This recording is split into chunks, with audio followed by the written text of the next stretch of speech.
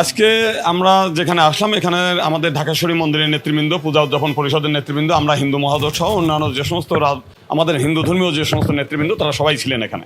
তো জামাতের যে আমিরে জামাত যিনি এসেছিলেন উনি ইনশোর শুধু আজকে না, 5 তারিখে যেদিন সরকারের পতন ঘটে এবং আমাদের প্রধানমন্ত্রী যেদিন পালিয়ে গেলেন ওই দিন বিকালেই আমি দেখলাম যে জামাত ইসলামের যে Facebook page, verified Facebook page, সেখানে তারা বলেছে যে বাংলাদেশের যে কোনো ঘটনা ঘটলেই বাংলাদেশের মাইনরিটি যারা হিন্দু সম্প্রদায় তাদের উপর একটা হামলা হয় অনেক সময়। তিনি নির্দেশ দিলেন যে জামাতের সমস্ত কর্মীরা এবং শিবির সহ অন্যান্য যারা নেতৃবৃন্দ আছে সবার কর্মীরা হিন্দু মন্দির এবং হিন্দু মহল্লাগুলোতে যেন তারা পাহারা দেয় এবং ব্যবস্থা নেয়।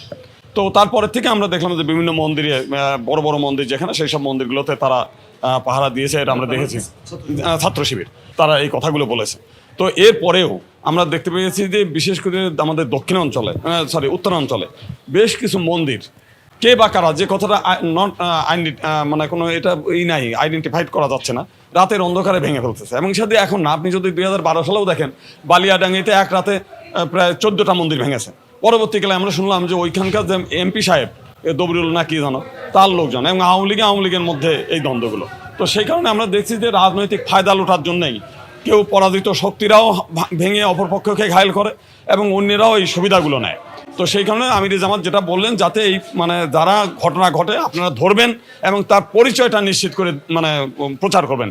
যদি আমার দলের কোনো লোক কোনো ঘটনা ঘটায় তাহলে সঙ্গে সঙ্গে এটা ধরবেন, আমাদেরকে জানাবেন, তার কি ব্যবস্থা নিতে হয় সেটা আমরা নিব, তার কঠোর ব্যবস্থা নিব।